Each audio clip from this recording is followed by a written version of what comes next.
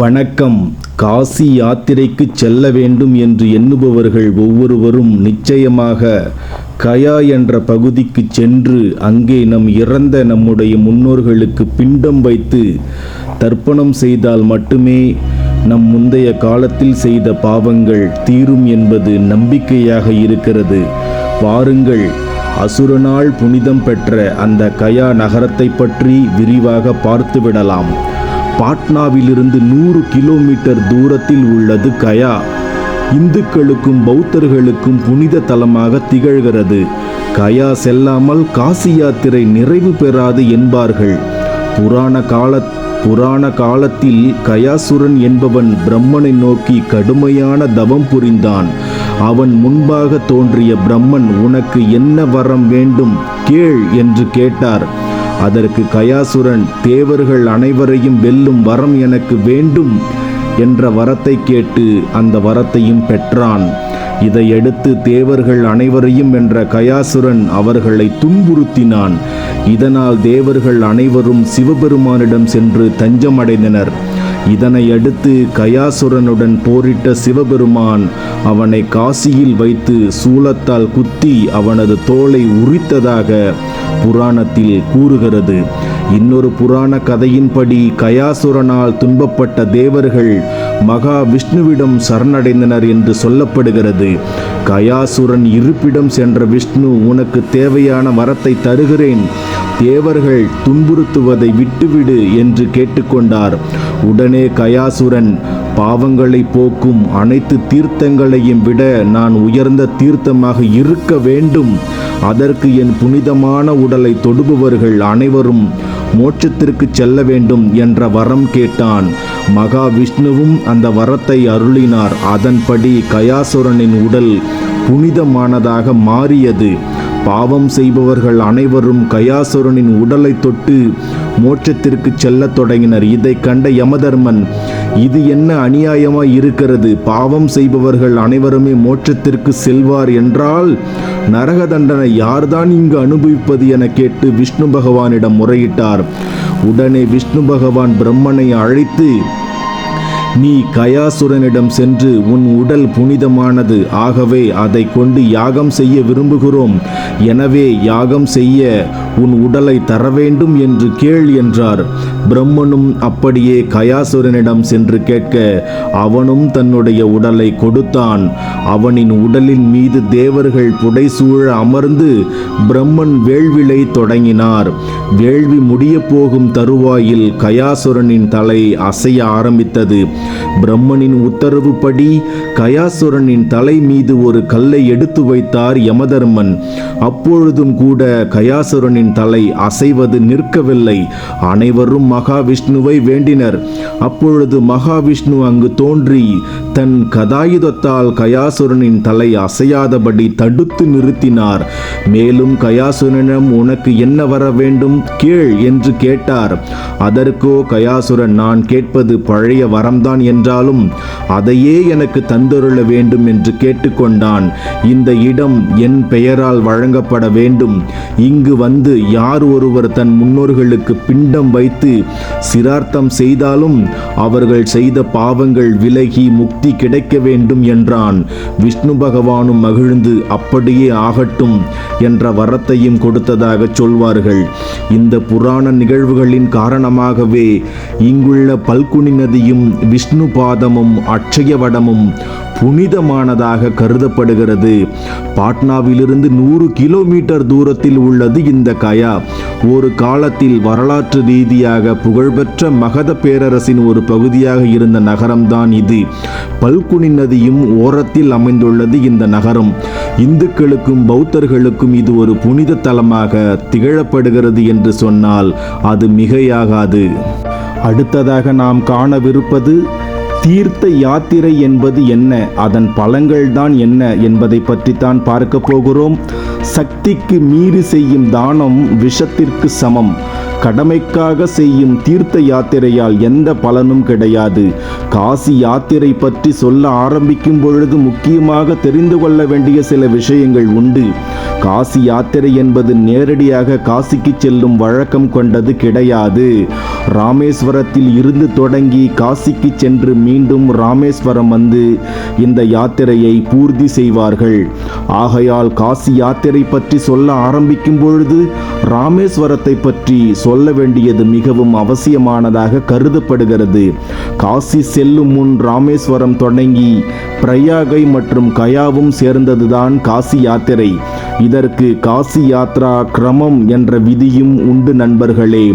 ராமேஸ்வர யாத்திரையை பற்றி நன்கு முழுமையாக அறிந்து ராமேஸ்வரம் சென்று பின்னர் காசி செல்வது நன்மை தரும். மேலும் இந்த யாத்திரையில் சொல்லப்பட்ட அனைத்தையும் கடைபிடிக்க முடியாவிட்டாலும் குறைந்தபட்சம் பாதி அளவாவது கடைபிடித்தால் மட்டுமே நன்மையை தரும். அதர்வைஸ் அது எந்த வகையிலும் நன்மையை தராது நண்பர்களே. அவசரமாக யாத்திரை சென்று திரும்புவது சுற்றுலா சென்று திரும்புவது போல் அமைந்துவிடும். இதில் எந்தவித பலனும் இல்லை. கட்டுரைகளில் கோவில்கள் வரலாறு பற்றி மட்டுமே எழுதுவார்கள். ஆனால் நாம் அந்த கோவில்களில் உள்ள சம்பிரதாயங்களையும் கட்டாயம் தெரிந்து கொள்ள வேண்டும். மேலும் சென்று வரக்கூடிய இடங்களில் இருக்கக்கூடிய இடர்பாடுகளையும் புரிந்து கொள்ள வேண்டும். எல்லா இடங்களிலும் நன்மைகளும் உண்டு, தீமைகளும் உண்டு.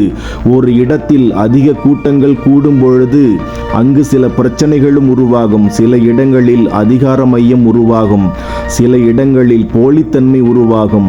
மந்திரங்களையும் சம்பிரதாயங்களையும் முழுமையாக அறியாத பொழுது பக்தர்களுக்கு எது உண்மை எது பொய் என தெரிந்து கொள்வதில் சிரமம் ஏற்படுவதில் எந்த ஒரு ஆச்சரியமும் இல்லை. காசி யாத்திரையை முழுமையாக செய்ய எண்ணுபவர்களுக்கு இதற்கு பலன் வேண்டும் என்பதால் இங்கே சில விஷயங்களை விரிவாக எடுத்து கூற விரும்புகிறேன் நண்பர்களே. ராமேஸ்வரம் யாத்திரையில் கவனிக்க வேண்டிய முக்கியமான விஷயங்கள் என்னவென்றால், ராமநாதபுரம் வந்து தேவிப்பட்டினம் அல்லது தர்ப்பசயனம் சென்று அங்கு தரிசனங்களை முடிக்க வேண்டும். பின்னர் ராமேஸ்வரத்தில் லட்சுமண தீர்த்தம் சென்று வபனம் அதாவது மொட்டையடித்து கொள்ள வேண்டும். இங்கே முழுமையாக மொட்டையடிக்காமல் உச்சியில் 2 முடிகளை விட்டுவிட்டு மொட்டையடித்துக் கொள்வது மிகவும் சாலச் சிறந்தது. அதிலும் சில பேர் மீசை மற்றும் தாடியை எடுத்துக்கொள்ள விரும்புவார்கள். எடுத்துக்கொள்ள விரும்பாதவர்களுக்கு அது எந்த ஒரு பிரச்சனையும் இல்லை. ஆனால் அந்தந்த தேசத்தில் உள்ள ஆச்சாரத்தை அனுஷ்டித்து நாம் சில விஷயங்களை செய்வது மிகவும் நல்லது. சில வட தேசங்களில் மீசையை எடுக்க மாட்டார்கள், சிலர் எடுக்க முற்படுவார்கள். மொட்டையடித்து முடித்ததும் நீராடுவதற்கு சங்கல்பம் செய்ய வேண்டும்.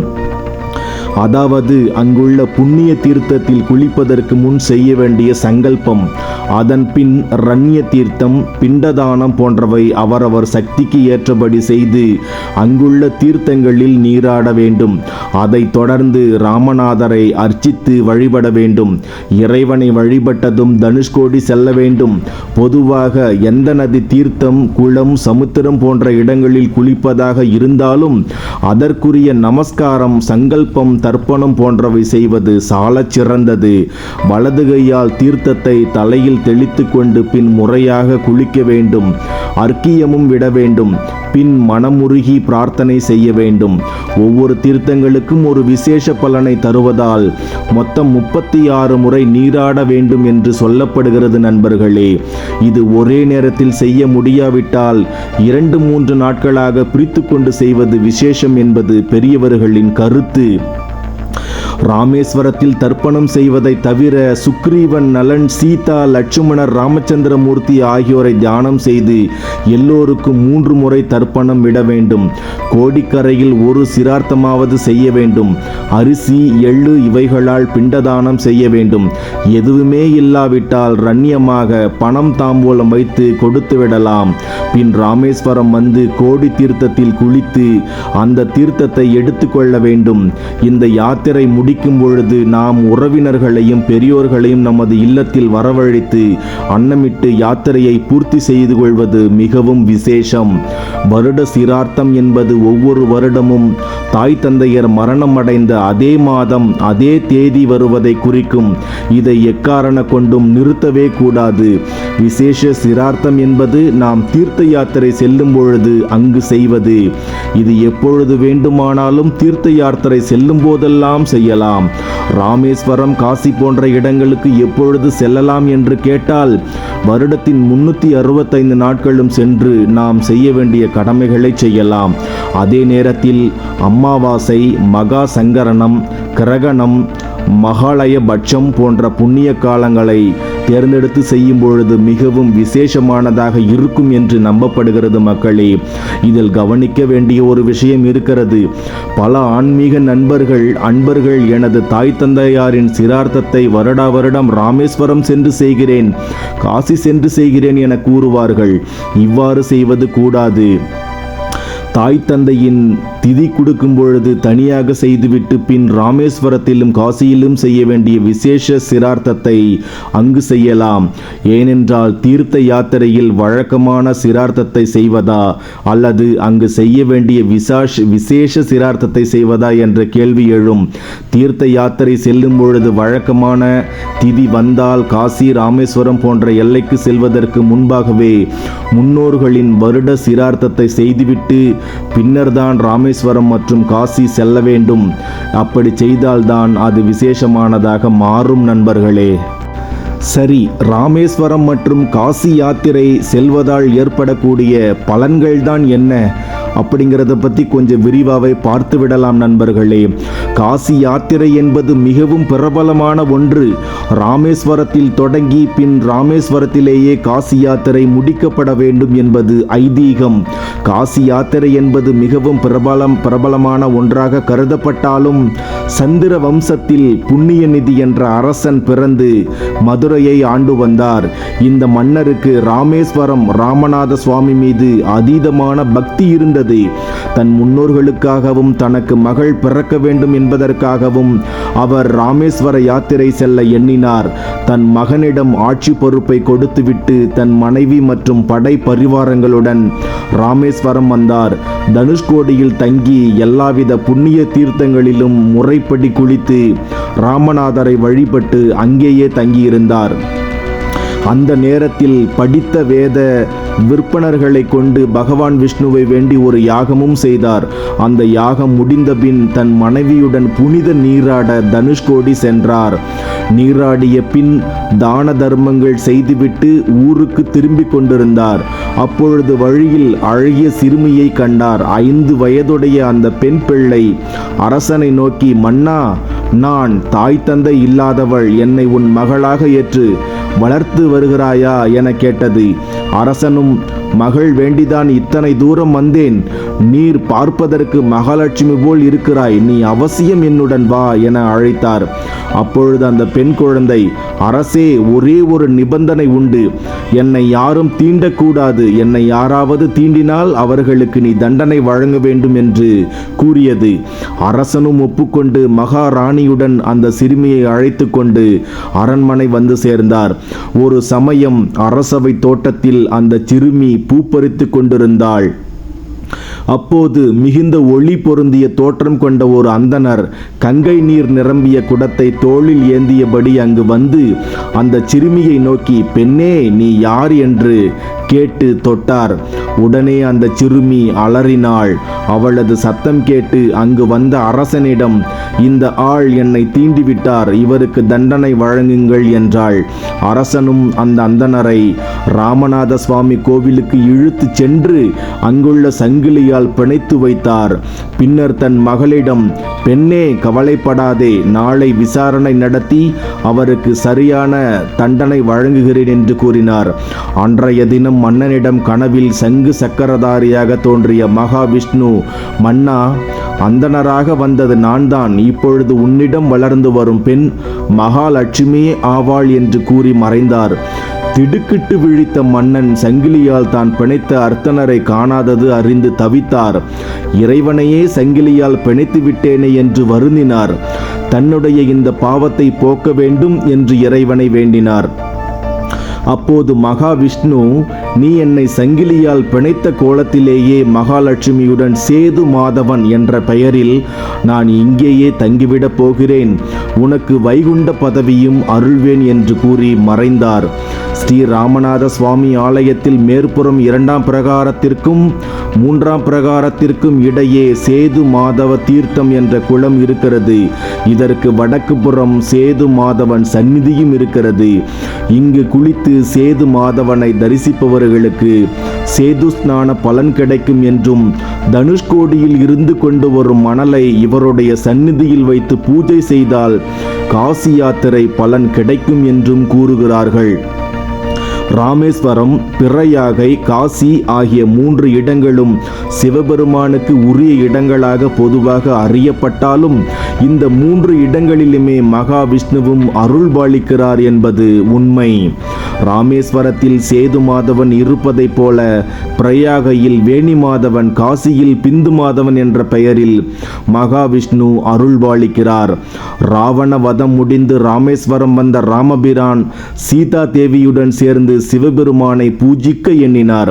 அதற்காக ஆஞ்சநேயரை நோக்கி, நீ காசிக்கு சென்று ஒரு சிறந்த லிங்கத்தை எடுத்து வா, அந்த லிங்கம் சுயம்பு லிங்கமாக இருக்க வேண்டும் என்று கூறி அனுப்பி வைத்தார்.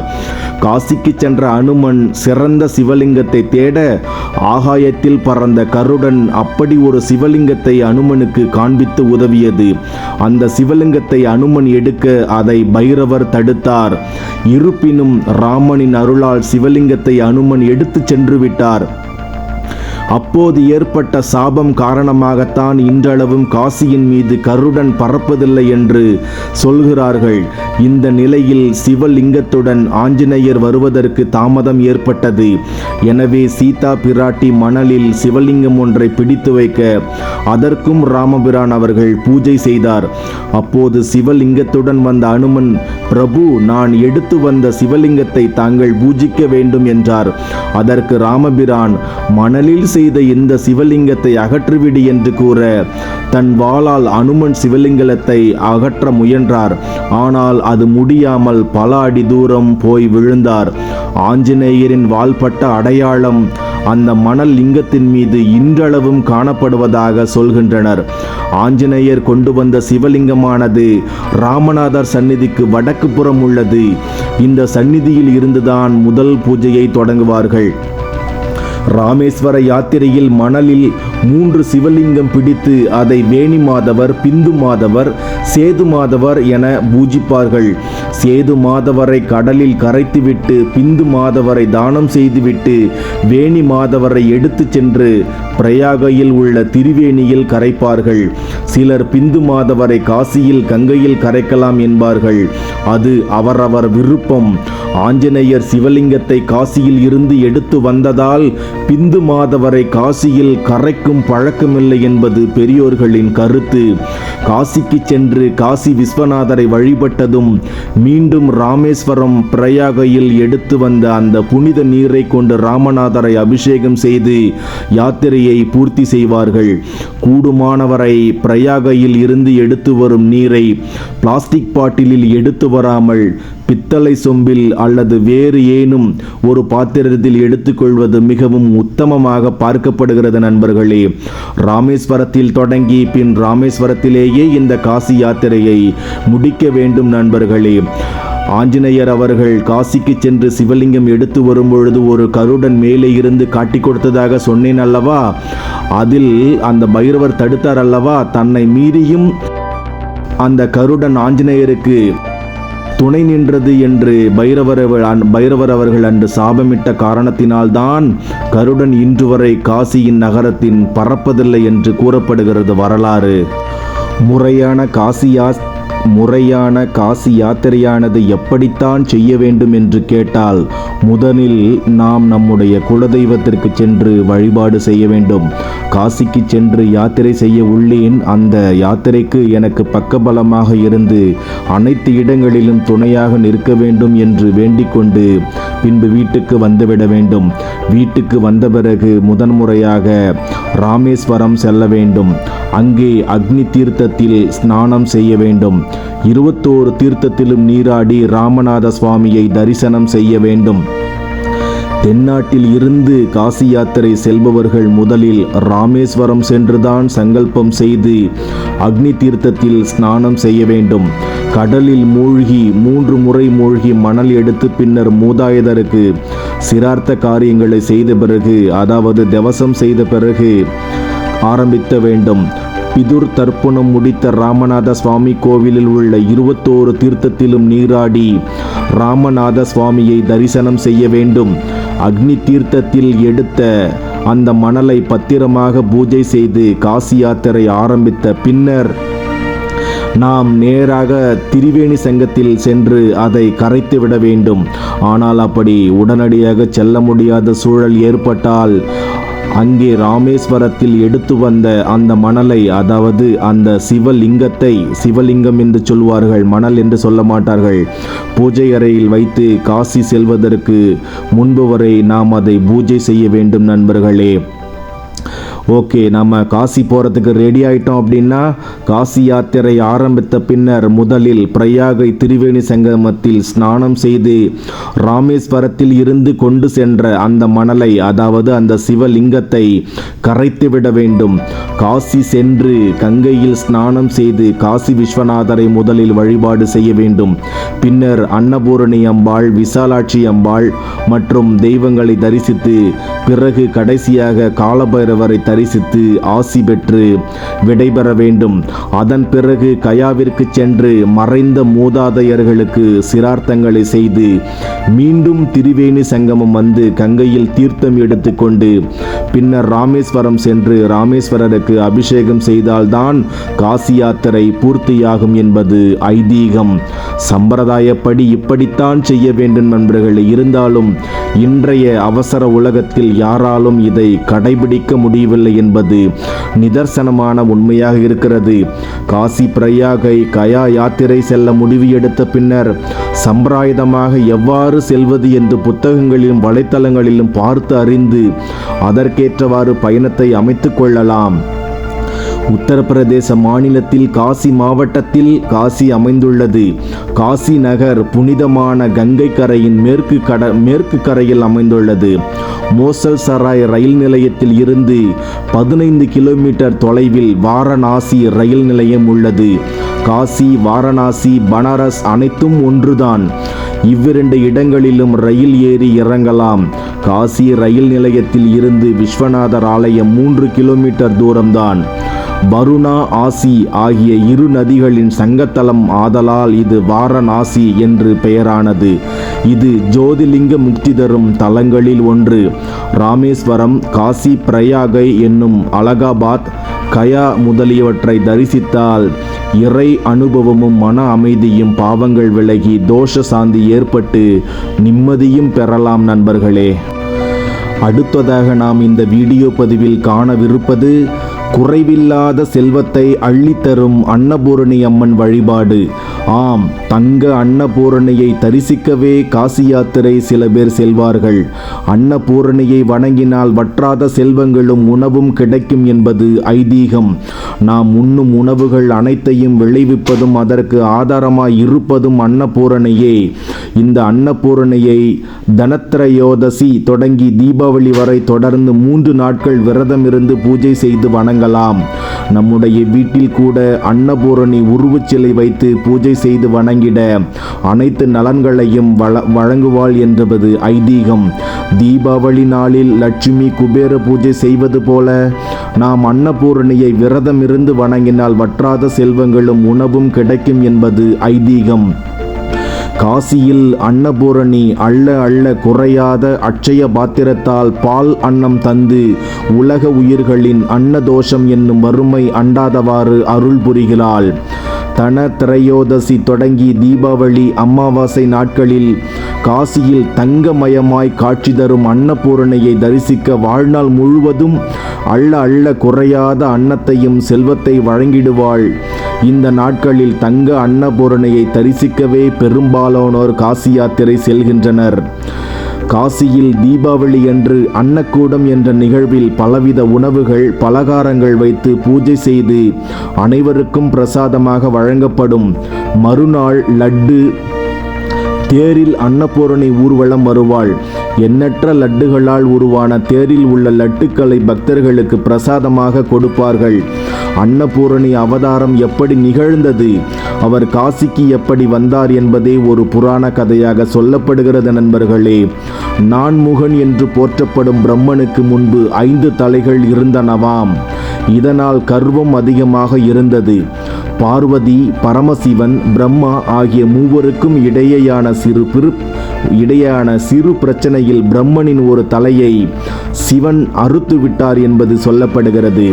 இதனால் சிவனுக்கு பிரம்மஹத்தி தோஷம் பிடித்தது. பிச்சாடனார் சிவபெருமான் பிரம்மனின் கபாலம் சிவன் கையிலேயே ஒட்டிக்கொண்டது. இந்த தோஷம் நீங்க பிச்சைக்காரனாக சிவபெருமான் பல இடங்களில் பிச்சை பெற்றார். ஆயினும் சிவன் கையை விட்டு கபாலம் விழவில்லை. அந்த பாத்திரத்தில் எந்த பொருளும் தங்கவில்லை. அதே நேரம் பிரம்மதேவனை பார்த்து சிவனார் என நினைத்து வணங்கிய பார்வதி தனக்குத்தானே தண்டனை கொடுத்து கொண்டு அன்னபூரணியாக அவதரித்து காசியில் தவம் செய்தாள். இந்த சமயத்தில்தான் பிச்சைக்காரராக வந்த சிவபெருமான் அன்னபூரனிடம் பிச்சை பெற்றார். அப்போது பிரம்மனின் கபாலம் சிவபெருமானின் கையை விட்டு விலகியது. சிவனின் பசியை தீர்க்க வந்த அன்னபூரணி உலக பசிப்பினை தீர்க்க காசியிலேயே தங்கிவிட்டார் என்கிறது புராண கதை. காசியில் நவரத்ன சிம்மாசனத்தில் சம்மணமிட்டு அமர்ந்திருக்கும் அன்னையின் ஒரு கரத்தில் அட்சய பாத்திரமும் மறு கரத்தில் தங்க கரண்டியுடன் கூடிய தங்கத்தில் ஜொலிக்கும் அன்னபூரணியை தீபாவளி அன்று 3 நாட்களுக்கு மட்டுமே தரிசிக்க முடியும். அன்னையிடம் பிச்சை கேட்கும் பிச்சாடனார் உருவமும் அருகில் 6 அடி உயரத்தில் உள்ளது. இந்த சிலை வெள்ளியால் செய்யப்பட்டது. நாமும் இங்கு தீபாவளி திருநாளில் அன்னபூரணியை வழிபட்டு வற்றாத செல்வம் பெறுவோம். ஆம் நண்பர்களே, காசிக்கு சென்று அன்னபூரணி வளாகத்திற்கு வெளியே அல்லது காசி மாநகரத்திற்குள் நாம் அங்கு கிளம்புவதற்கு முன்னாடி யாரிடமாவது யாசகம் வாங்கி சாப்பிட்டால், பிச்சை எடுத்து சாப்பிட்டால் நமக்கு பாவங்கள் விலகி நம் மிகப்பெரிய செல்வந்தராக வளர்வோம் என்று சொல்லப்படுகிறது ஐதீக கதை. நண்பர்களே, மேலும் காசிக்கு செல்லும் பொழுது நாம் பின்பற்ற வேண்டிய ஒரு சில விதிமுறைகள் உள்ளது. அது நான் சொல்லவில்லை, ஐயா நெல்லைக்கு வசந்தன் அவர்கள் சொன்ன செய்தியைத்தான் நான் இங்கே சொல்ல கடமைப்பட்டிருக்கிறேன். அதாவது, காசிக்கு சென்றால் பிச்சை எடுத்து சாப்பிட வேண்டும். அந்த பிச்சை காசில் அங்கேயே சாப்பிட்டு விட வேண்டும். அந்த பொருளை கொண்டோ அல்லது வேறு பணத்தை கொண்டோ காசியில் எந்த ஒரு பொருளையும் நீங்கள் வாங்கவே கூடாது. உதாரணமாக ஒருவர் உனக்கு பிச்சை போட்டால் அந்த பிச்சை காசில் முழுவதுமாக நீ சாப்பிட மட்டும்தான் செய்ய வேண்டும். அந்த பணத்தை நீ வேறு யாரிடமும் தானம் கொடுக்க கூடாது. தானம் கொடுப்பதாக இருந்தால் அன்னபூரணி அம்மாள் சன்னதி இருக்கல்லவா, அந்த சன்னதியில் பார்த்தீங்கன்னா பணம் வசூல் பண்ணுவாங்க. அன்னதானம் செய்யறதுக்கு பணம் வசூல் பண்ணுவாங்க. அந்த அன்னதான கூடத்தில் போயிட்டு, அந்த அன்னபூரணி அம்மனோட அன்னதான கூடத்தில் போயிட்டு பணத்தை நீங்கள் கொடுக்கலாம். அப்படி இல்லைன்னா அன்னதான கோயில்லையே அன்னபூரணி கோயில்லையே பணத்தை கொடுக்கலாம் அன்னதானம் செய்யறதுக்காக. அது உங்கள் பணமாக இருக்கணும். ஆனால் பிச்சை எடுக்கிற காசில் நீங்கள் அங்கேயே சாப்பிட்டு வந்துடணும். பிச்சை எடுக்கிற காசில் நீங்கள் வேறு யாருக்கும் தானம் பண்ணக்கூடாது. வேறு எந்த பொருளும் வாங்கக்கூடாது. அதோடு உங்கள் காசை போட்டும் வேறு எந்த பொருளுமே காசியில் நீங்கள் வாங்கவே கூடாது. ஏன்னாக்கா நாம் எதுக்காக அங்கே போகிறோம், நம்மளோட பாவங்கள் கழியணும் அப்படின்னு சொல்லிட்டு தான் போகிறோம். அங்கிருந்து ஏதாவது ஒரு பொருள் வாங்கிட்டு வந்தால் அந்த பாவம் நம்ம மறுபடியும் விடாமல் துரத்தும் அப்படின்னு பார்த்தீங்கன்னா நெல்லைக்கு வசந்தன் ஐயா அவர்கள் சொல்லியிருக்காங்க. ஸோ அவரோட கருத்தை இந்த இடத்துல சொல்கிறதுக்கு நான் கடமைப்பட்டிருக்கேன். அதனால தான் இந்த கருத்தை நான் சொல்கிறேன் நண்பர்களே. அடுத்ததாக காசி வாரணாசி, காசிக்கு யாத்திரை செல்லும் பொழுது நாம் ஃபாலோ பண்ண வேண்டிய விஷயங்கள்லாம் என்னென்ன அப்படிங்கிறத கொஞ்சம் தெளிவாகவே பார்த்துருவோம். ஓகேங்களா? காசி வாரணாசி என்பது இந்தியாவின் மிக பழமையான மற்றும் புனிதமான நகரங்களில் ஒன்றாகும். இது கங்கை நதிக்கரையில் அமைந்துள்ள ஒரு முக்கிய இந்து புனித தலமாகும். காசி யாத்திரை இந்துக்களிடையே மிகுந்த முக்கியத்துவம் வாய்ந்த ஒரு ஆன்மீக பயணம். போக்குவரத்தில் விமானம், ரயில், சாலை மார்க்கமாகவும் செல்லலாம். வாரணாசிக்கு அருகில் உள்ள விமான நிலையம் லால் பகதூர் சாஸ்திரி சர்வதேச விமான நிலையம். இது நகரத்திலிருந்து சுமார் 25 கிலோமீட்டர் தொலைவில் உள்ளது. இங்கிருந்து டாக்ஸி அல்லது ஆட்டோ மூலம் நகரத்தை அடையலாம். அடுத்ததாக ரயில். வாரணாசி ஜங்ஷன் மற்றும் காசி ரயில் நிலையம், பனாரஸ் ரயில் நிலையம் ஆகியவை நகரத்தின் முக்கிய ரயில் நிலையங்கள்.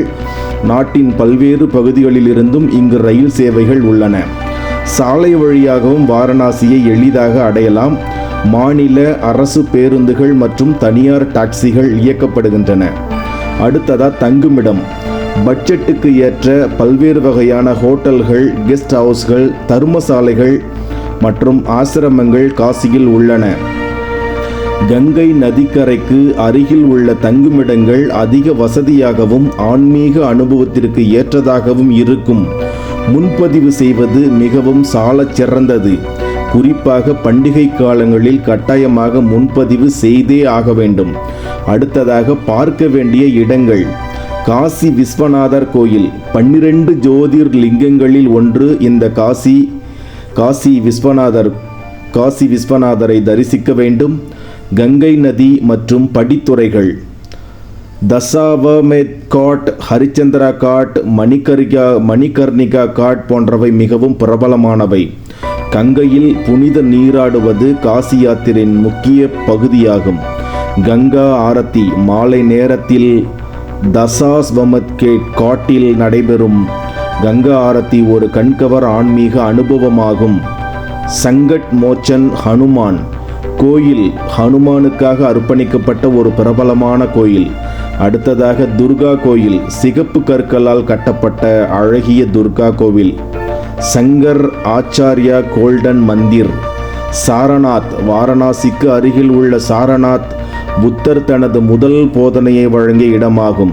இங்கு தமேக் ஸ்தூபம், சௌகந்தி ஸ்தூபம், அருங்காட்சியகம் போன்றவை உள்ளன. அடுத்ததாக கலாச்சாரம் மற்றும் உணவு. பனாரஸ் பான். காசியின் புகழ்பெற்ற பான் வகைகளை ருசித்து பாருங்கள். லஸ்ஸி மற்றும் மல்லாயா. உள்ளூர் இனிப்புகள் மற்றும் பானங்களை அனுபவியுங்கள். உள்ளூர் உணவு. மசாலா டீ, சமோசா, கச்சோரி, ஜிலேபி போன்றவற்றை முயற்சி செய்யலாம். வாரணாசி பட்டுப்புடவைகள் மற்றும் கைவினைப் பொருட்களுக்கு மிகவும் சிறந்தது. ஆனால் எதையும் நாம் அங்கிருந்து வாங்கி வந்துவிடவே கூடாது. அக்டோபர் முதல் மார்ச் வரையிலான மாதங்கள் காசி யாத்திரைக்கு ஏற்ற காலம். கோடை காலம் மிகவும் வெப்பமாக இருக்கும். தனிப்பட்ட உடைமைகள் மற்றும் பணத்தை பாதுகாப்பாக வைத்துக் கொள்ளுங்கள். கூட்டமான இடங்களில் கவனமாக இருக்க வேண்டும். எளிமையான வசதியான ஆடைகளை அணியுங்கள். கோயில்கள் மற்றும் ஆன்மீக இடங்களுக்கு செல்லும் பொழுது கண்ணியமான ஆடைகளை அணிவது மிகவும் சாலச் சிறந்தது. அதிகம் நடக்க வேண்டியிருக்கும் என்பதால் வசதியான காலணிகளை அணியுங்கள். உள்ளூர் உணவுகளை சாப்பிடும்போது சுகாதாரமான இடங்களை தேர்ந்தெடுங்கள். பாட்டில் தண்ணீரை குடிப்பது நல்லது. அடுத்தது காசி யாத்திரைக்கு சென்ற பிறகு அங்கு எப்படி இருக்க வேண்டும் என்பதற்காகவே முதல் நாள் வாரணாசி வந்தவுடன் ஹோட்டலுக்கு புக் செய்யுங்க. மாலையில் தசாவஸ்மெத் காட்டில் பார்த்தீங்கன்னா கங்கா ஆரத்தியை போய் பாருங்கள். அப்புறமா டின்னர் சாப்பிட்டுட்டு ரெஸ்ட் எடுங்க. 2வது நாள் காலையில் விழித்தவுடன் கங்கை நதியில் புனித நீராடுங்கள். காசி விஸ்வநாதர் கோயிலுக்கு சென்று தரிசனம் செய்யுங்கள். பிறகு சங்கத் மோச்சன் ஹனுமான் கோயில் மற்றும் துர்கா கோயிலுக்கு செல்லுங்கள். மாலையில் படகு சவாரி சென்று படித்துறைகளின் அழகை கண்டுகளியுங்கள். உள்ளூர் உணவுகளை ருசித்து பாருங்கள். 3ஆம் நாள் காலை உணவுக்கு பிறகு சாரநாத் சென்று அங்குள்ள புத்த தலங்களை பார்வையிடலாம்.